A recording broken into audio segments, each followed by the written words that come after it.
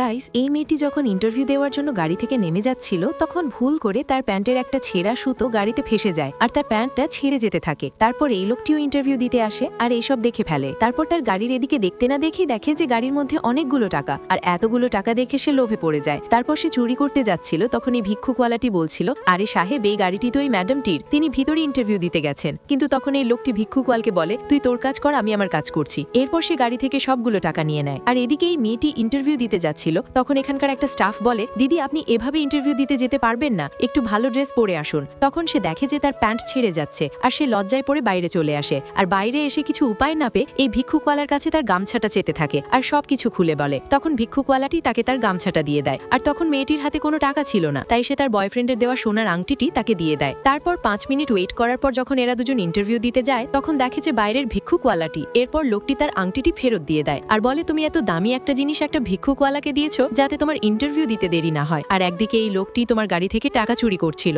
শেষে মেয়েটির কোনো কাগজপত্র না দেখেই তার এই ব্যবহার দেখে চাকরি দিয়ে দেয় আর এই লোকটির নামে এমন কিছু করে দেয় যাতে সে কোনো জায়গাতেও চাকরি পায় না। তো গাইজ, ভালো করলে ভালো ফল নিশ্চয়ই পাবে। যদি এই ভিডিওটি একটুও ভালো লেগে থাকে তাহলে আমার জন্য একটা লাইক করে দিও প্লিজ, আর কিছু চাচ্ছি না।